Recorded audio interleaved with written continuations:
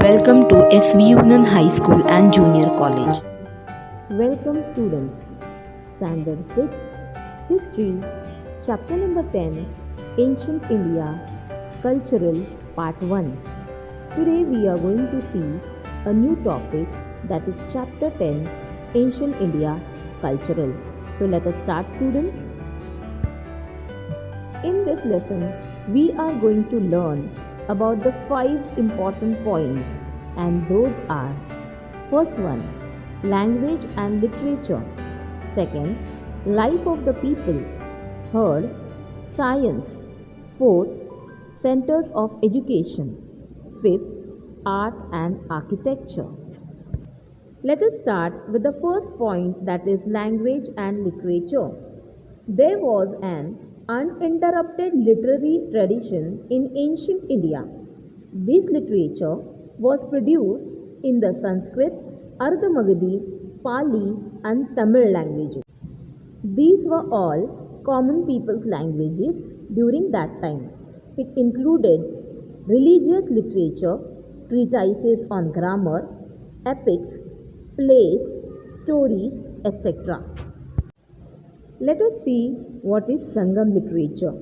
Sangam means a gathering of learned men. Sangam means a gathering where all the people are being collected together. But this gathering was of learned men. The literature compiled in such gatherings is known as Sangam literature. So whatever literature, whatever discussions are being made, whatever writings are being done, so these writings were called as Sangam literature. It is the most ancient literature in Tamil. Silapadikaram and Mani Mekhalaya are two of its well-known epics. From Sangam literature, we learn about the political and social life in South India during the period. Let us see the next one, that is the religious literature. The important texts include Agam Grantha, Tipitaka and Bhagavad Gita. The Jain Agam Granthas are written in the Prakrit languages of Ardha Magadhi, Shorseni and Maharashtri. The Agam Granthas are a collection of the teachings of Vardhaman Mahavir. Literally words like Mahapuranas, biographies, stories, etc. are available in the Siddha Sen Divakar wrote Samay Sutta, a work in Prakrit on jurisprudence. Vimal Suri has told the story of Rama in Pomcharya, a poetic work in Prakrit. Haribhadra Suri's Samay Rai Kaha and Udyotan Suri's Kuvalayam Malakaha are well-known works. Tipitaka has 3 pitakas or parts. The word pitaka means a basket or collections. Here it means a section. The Tipitaka is written in Pali. It consists of 3 categories of text. First is Sutta Pitaka. It includes the text of Gautam Buddha's teachings or sermons. They are called Suktas. Second is Vinay Pitaka. The word Vinay here means rules. The Vinay Pitaka gives the rules of behavior which bhikkhus and bhikkhunis in the Bauddha Sangha should follow in their day-to-day lives. The third one is Abhidhamma Pitaka. In this, Buddhist doctrine has been explained. A text titled Athakatha, which is also called as Arthakatha, which explains the Tipitakas, is well known. That means here it is explaining the meaning of Tipitakas. Artha means what? It is explaining the meaning over here. Learned women composed gathas, that means narratives, about their own experiences, and they have been compiled in the Theri Gatha. They are in the Pali language. The Bhagavad Gita, which is a sacred text of the Hindus, is a part of the Mahabharata. The Bhagavad Gita tells us that each one of us should do our duty without expecting rewards. It also says that the path of devotion to God is open to all. So Bhagavad Gita tells us that we should keep doing our duty without expecting any fruits for it or any rewards for it. We should not expect anything. We should keep doing our duty sincerely and honestly without expecting anything out of it. And it also says that the path of devotion to God is open for all. Adi Shankaracharya lived during the 8th century CE. He emphasized knowledge and renunciation. He wrote commentaries explaining the Upanishads, Brahma Sutras, and the Bhagavad Gita. He established 4 mutts in 4 directions of India at Badrinath, Dwarka, Jagannath Puri, and Sringeri. Kautilya wrote the Arthashastra, in which he discusses at length what constitutes an excellent administrative system.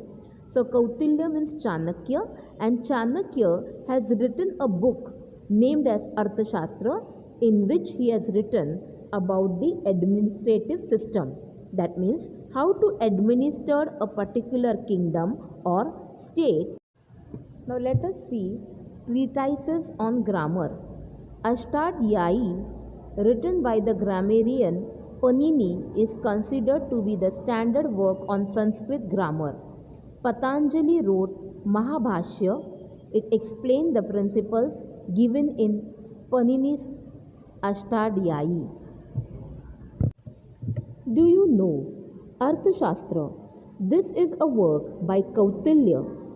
It consists of detailed discussions of administrative matters such as the duties of a king, criteria for selecting a minister, systems of defense, types of forts, the formation of an army, plans for espionage, organization of the treasury and other offices, judicial system, investigation of theft, types of punishments, etc.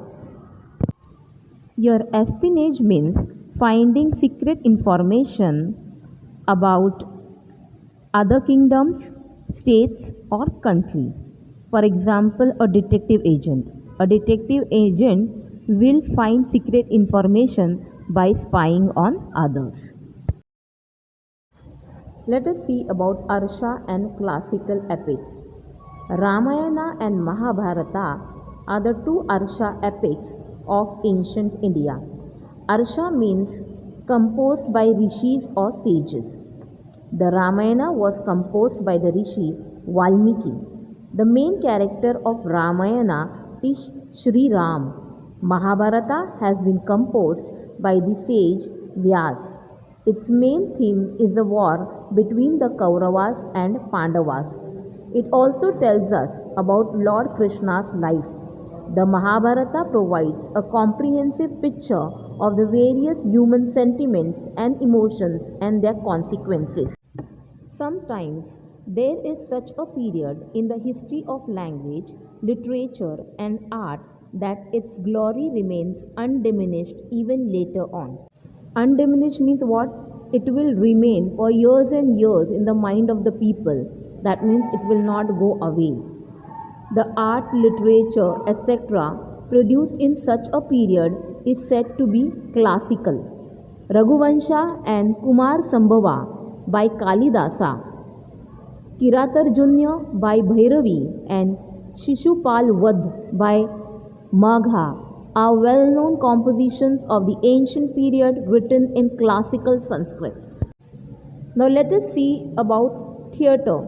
India has an ancient tradition of telling a story through songs, music, and dance. You might have heard about Povada. Povada is a song which will also tell you a story with the help of a song. These arts have been discussed in great detail in the Natya Shastra by Bharat Muni. When these arts are presented with supporting dialogues, they are known as theatre. Among the ancient Sanskrit plays, Swapna Vasavadatta by Bhasa, Abhigyan Shakuntal by Kalidasa are famous. Let us see about narrative literature. Narrative means to narrate. And what do you mean by narrate, children? Narrate means to say or to tell a story is called as narrative, or we can say narrative literature. In the ancient times, storytelling was used to educate people through entertainment. Gunadhya's Bruhat Katha, written in a language called Paishachi, is well known. Panchatantra, composed by Pandit Vishnu Sharma, is an excellent example of narrative literature. This text has been translated into many languages. Similarly, Bauddha Jataka tales are also very well known. So students, you might have heard about Panchatantra, you might have read about the story books which are based on Panchatantra and also the Jataka tales. So these are called as narrative. Students, now we will end up here. I hope so you all have understood the lesson. We will see the remaining part of this lesson in the next video, that is chapter number 10, Ancient India Cultural Part 2. Thanks a lot for watching my video till the end. Keep watching my video. Comment me in the comment box regarding the lesson. Thanks a lot. Thank you once again. Thank you.